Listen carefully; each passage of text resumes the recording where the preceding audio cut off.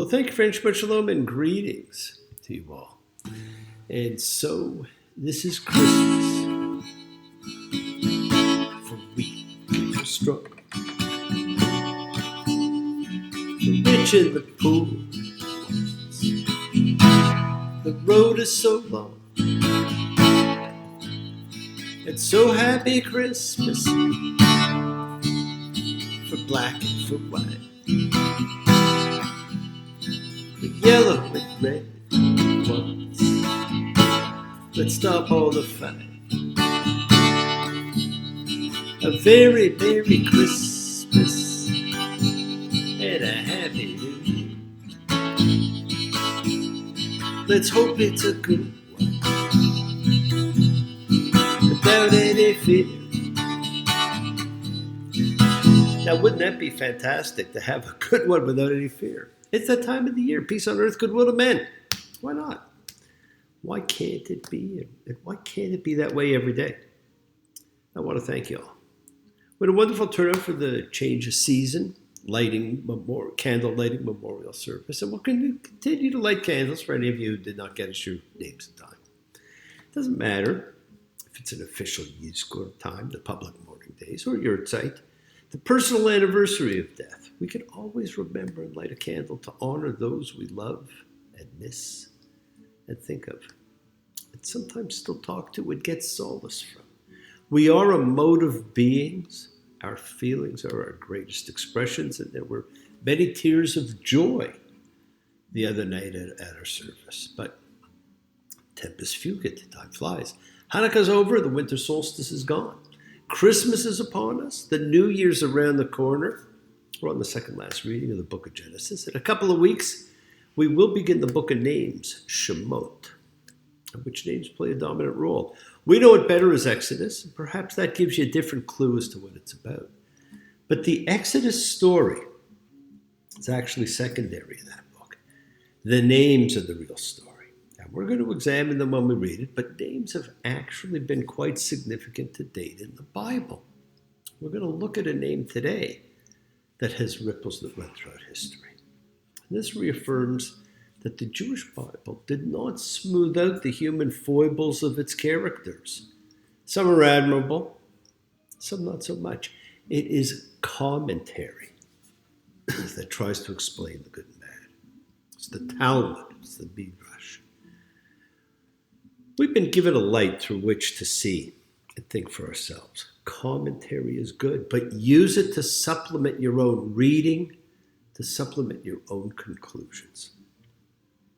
From the time Hanukkah began to when it ended, we watched the light increase. We saw the candles grow in intensity as 1 went to 8.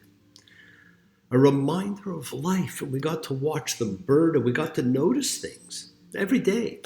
I watched the candles, and I noted which ones burned quickest or slowest, and how they burned. I checked them against the list of what each candle represented. I gave you, each the day that each candle was.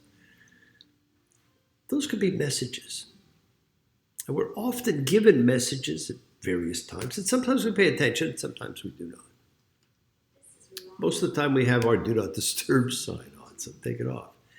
Now, if you haven't been paying attention to messages, then pay a little more attention to the messages in your life. Many at the memorial talk to the visits and messages that they've had with the spirits of those that they honor and miss. Those senses are all messages. And there's some references to afterlife in this reading that you don't often see in the Torah. And as the lights burned on, we were reminded the role light plays in our lives. This season is the time of what's known as the search for light. And of course, Hanukkah and the solstice are about the light increasing in our lives.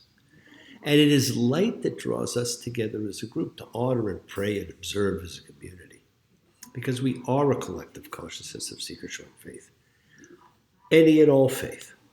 Love any and all love, because we are a chavura, which means fellowship, as we express our nature of kindness, compassion, thoughts, feelings, hopes, dreams, and wishes, because it unites us all in this community house of spirit, Beth Ruach, which we share with each other. We bring light, we keep fear at bay. Even though together we are individual, each of us in our approach, each connecting in his or her, their own way. So once again, please do go ahead.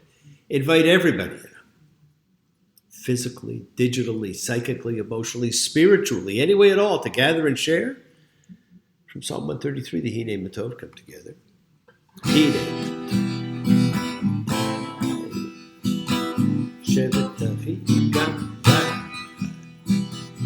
Matov.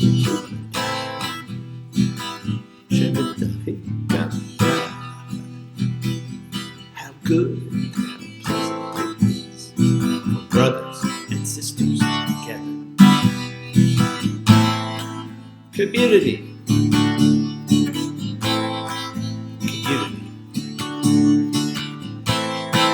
Community. Together. Because we do support each other in this community, my friends. Let's all spread love, goodwill, and fellowship to the world. This is you setting aside a little bit of sacred time in your sacred space to honor and converse with whoever, whatever you happen to believe in, because we all believe in something. It's a part of your kavanah, your intention that you put out to the universe. It is your goodwill. And goodwill and intention are the roots of what you can control, of what you can correct. It is your intention that sets in motion everything that occurs in your lives, my friends. And we have seen that throughout the story that we have been reading for this last month. Well, let's take some time now. Let's use that intention. Let's send some of that goodwill, some light and healing out to everyone that needs it. Healing and renewal for everybody, because it floats through space, finding those in need. So send it out for those you know, for the souls and spirits of everyone you love. So think of whoever that needs healing and renewal and love, or just plain goodwill. Focus on them. Call their names. It's not just for people, it is for our pets, it's for the earth, it is the healing of the world. The tikkun olam that's part of our spiritual genetic makeup.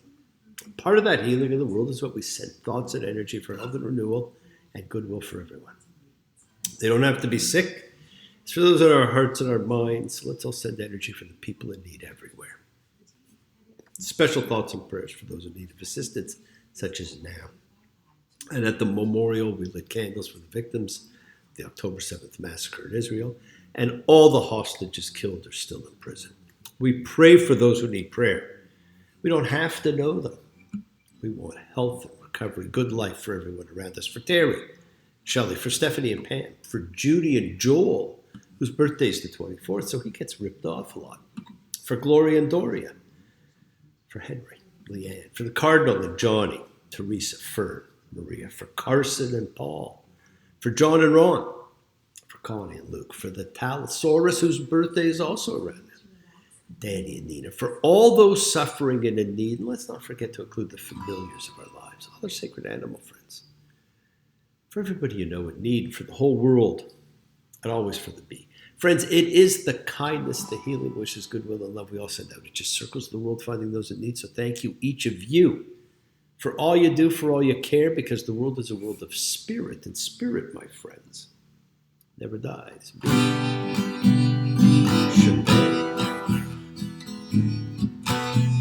Avotated Makor Demotated, may the source of strength bless the ones before us. Help us find the courage, make our lives a blessing. The renewal of body, the renewal of spirit. Let us say, Amen. Yishmerich, let us all have our spirits renewed, because this is the great prayer for healing, which we call upon God to heal us. He has healed before. Me, Shaberach, may he who blessed. All healing is a blessing. Let's all send and receive healing and renewal energy in our efforts to love, to share, to care, to grow. And during this opening book of the Bible, we witnessed the descent of man. We got to know a family, not unlike the families we know, the good, the bad, the choices we make. Some we regret and some we don't, but no one is immune from possible descent.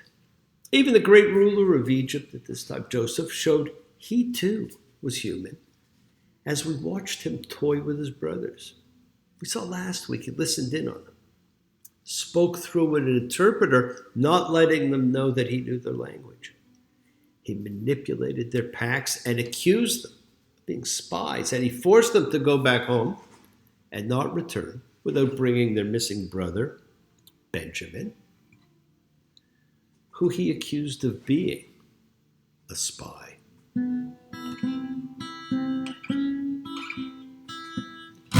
There's a man who leads a life of danger. Everyone he meets, he stays a stranger. With every he makes, another chance he takes. Odds are he won't live to see tomorrow. Now he knows they're not spies and that they really need not fear, but they don't know that. And their fear is real. Their fear is palpable, even if nothing else. He even keeps one brother as a hostage to guarantee the return of the others, not knowing that his father would gladly sacrifice that hostage son if there was enough food and he didn't have to send the other ones down. And Joseph watched as the brothers speculated that perhaps this was their karma coming back on them for their treatment of Joseph all those years ago, when they threw him in the pit and then sold him, not knowing that's who they were sitting here with. He let them twist and turn in their own guilt. He watched and waited in the wings, watching them, watching their actions, their reactions, seeing their feelings, hearing their honesty. These are the brothers who sold him, who ignored his cries for help as he begged and implored them. It is the great reveal. We finish this book as the year ends and begin the new year in slavery. In Egypt, Mitzrayim, which means confinement. That's what Egypt was called. It was called the Mitzrayim, not Egypt. Egyptus is a Greek word. Mitzrayim was the Hebrew name for it. And it meant confinement because so many of us are still confined. This week we read Vayigash, and he went over. Judah goes to talk to Joseph, and we read a story about Judah and Tamar. So Judah goes, still not suspecting who Joseph may be. And he recounts the events that have led up to this. Genesis 44:18. Judah went over to him and said, "Please, my lord, let your servant speak something in my lord's ear. Let your anger not flare at your servant, because you're like Pharaoh himself." He repeats how Joseph demanded the young brother come down, and how Jacob resisted because he only cared for two sons, Joseph, who was dead, and Benjamin, Joseph's full brother. But due to ensuing starvation, Jacob relented and sent them back. What a loving father. Everything is about him. If anything happens to Benjamin, woe is me. Genesis 44:29. If you take this one from me as well, and some harm happens to him, then you'll bring down my gray hair in wretchedness to Sheol. Sheol. Now, Sheol in the Hebrew Bible is the underworld place of stillness and darkness, which lies waiting after death. Within the Bible itself, there are few, often brief and nondescript mentions of Sheol, seemingly describing it as a place where both the righteous and the unrighteous dead go, regardless of their moral choices in life. It is not like our heaven and hell. The Bible itself actually has very few references to life after death. Sheol is in the bowels of the earth. It's portrayed as the place of the dead. But in most instances, Sheol seems to be more a metaphor for oblivion than an actual place where the dead live and retain consciousness. The notion of resurrection actually appears only in two late biblical sources, Daniel 12 and Isaiah 25. So whether we're knocking on heaven's door, knock, knock, knocking on heaven's door,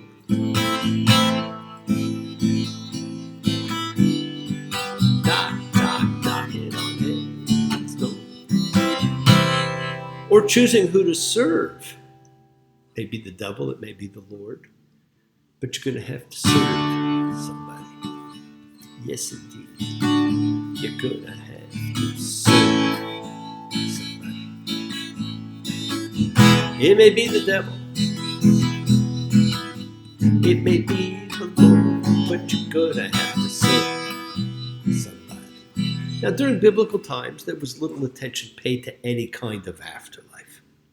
It was actually much later in Christian and Hellenistic times. People occupied themselves more with what happens, where we go. Book 6 of the Aeneid has one of the great descriptions of the underworld that has influenced so much of even current thought. So if you have never read it, please do read. So all this deception's going on. But Joseph is not the cruel, vengeful, seeking person we may suspect, although who would blame him? Who would not want to get vengeance for the actions of the brothers? Happy to see him die and profit off it, spending almost 13 years in prison, half his life at that time. If anybody was entitled to see karma take place, it would be Joseph. Genesis 45:1. Joseph was not able to restrain himself in front of everyone who was standing by him and called, "Take everyone out from my presence." And not a man stood with him when Joseph made himself known to his brothers. And he wept out loud. Egypt heard, and Pharaoh's house heard. Now that's some weeping. Even Pharaoh's house heard. This is the third time we hear of Joseph weeping to this extent. But of course, Pharaoh and him lived by each other, so it's not surprising that he could hear. And Joseph said to his brothers, "Ani Yosef, I am Joseph." And he says it in Hebrew so that the brothers actually understand. Ani Yosef, I am Joseph. Wow. Can you imagine the brothers' reaction? Here he is, their dead brother, who could have demanded revenge, but instead he wept for the joy of being reunited with those who threw him on the rubbish heap of history. He, like his uncle Esau before him, understood the big picture, saw the forest for the trees, forgave, exercised that gift of God, forgiveness. He moved forward. He even told his brothers not to worry. Genesis 45:4. Joseph said to his brothers, "Come over to me." They went over and he said, "I am Joseph, your brother who be sold to Egypt. Now don't be sad. Let there be no anger in your eyes because you sold me here. Because God sent me before you to preserve life." It's 2 years now that the famine is in the land. And for 5 more years, there'll be no plowing, no harvest. He stood in front of Pharaoh at 30. He went through 7 good years and now 2 years of famine. He's 39. There are 5 years of famine left. He still has work to do. God sent me ahead of you to provide a remnant for you in the earth and to keep you alive as a big surviving community. Now, it wasn't you who sent me here, but God. And he made me into a father to Pharaoh and a lord to all his house and a ruler in all the land of Egypt. He is now wise. He knows the brothers were just a tool of God, that he was chosen for something. God sent him to save the family. But he also said something that no one else in the Bible ever said. People don't talk about it much. God made me into a father to Pharaoh. What did that mean? Who was this man who says he is father to Pharaoh? I love when lore and history converge. One of the great biblical studies is in the use of words. When the same word is used, they are connected. Now, here, this is the only biblical reference to a father of Pharaoh. So it's not connected to anything else in the Bible. But interestingly enough, that exact same phrase actually has a written Egyptian counterpart and is the only time that term is ever used, father to Pharaoh, in describing someone named Yuya. This is a historical person that we actually know about. Was he Joseph? Do we know who the biblical Joseph now was? Yuya is the only one we know of in all history given the title, father to Pharaoh. We also know he was of foreign origin, was considered to look Semitic, and it has been speculated that his name, which we know from the writing of it, was what it was in deference to his god, Jehovah. His daughter Tai was the great wife of Amenhotep III, one of the greatest pharaohs of the 18th dynasty, which therefore made him father to Pharaoh. And as father to Pharaoh, he was the grandfather of Akhenaten, perhaps the most interesting of all the pharaohs, who was the father to Tutankhamun, and who tried to introduce monotheism to the Egyptian, and who Sigmund Freud suggested was actually the real-life Moses. Now that is a history worth examining. Well, Pharaoh's all excited for Joseph, and he sends for his family. He gives them the best land and welcomes them as his own. They come down to Egypt to survive, with God telling Jacob he will lead them down and he will lead them out. The 400 years of slavery, my friends, is about to begin. Where history and mythology intersect, there is magic.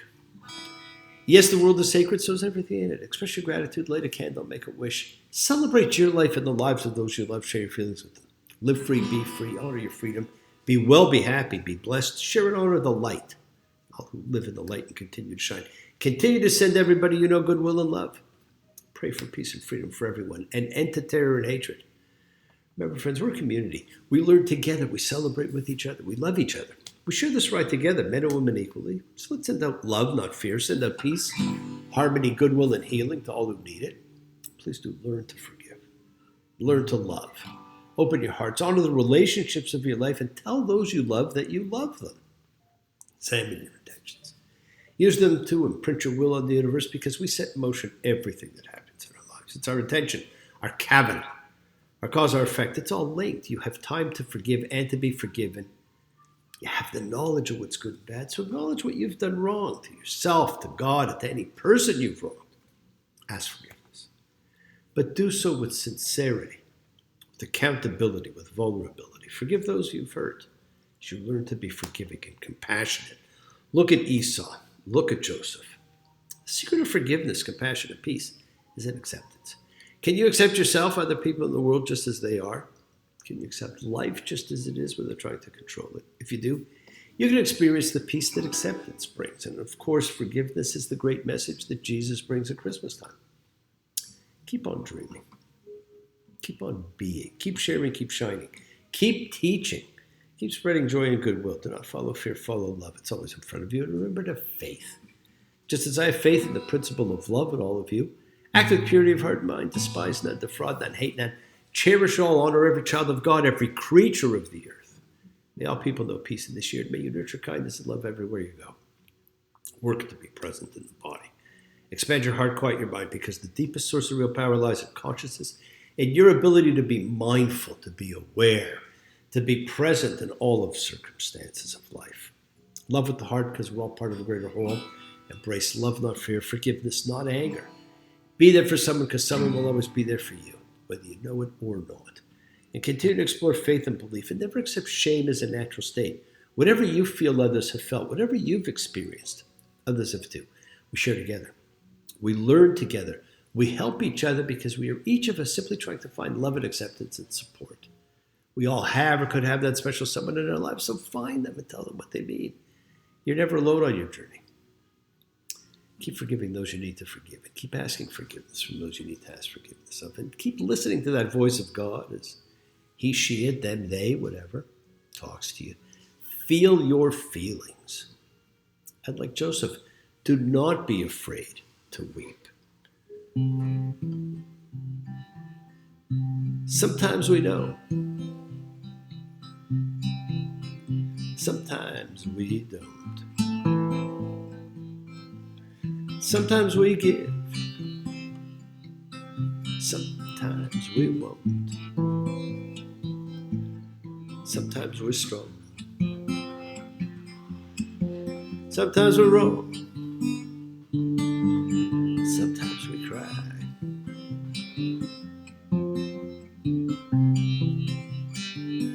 Sometimes it's bad when the going gets tough. You may look in the mirror. You may want to give up. Sometimes you don't.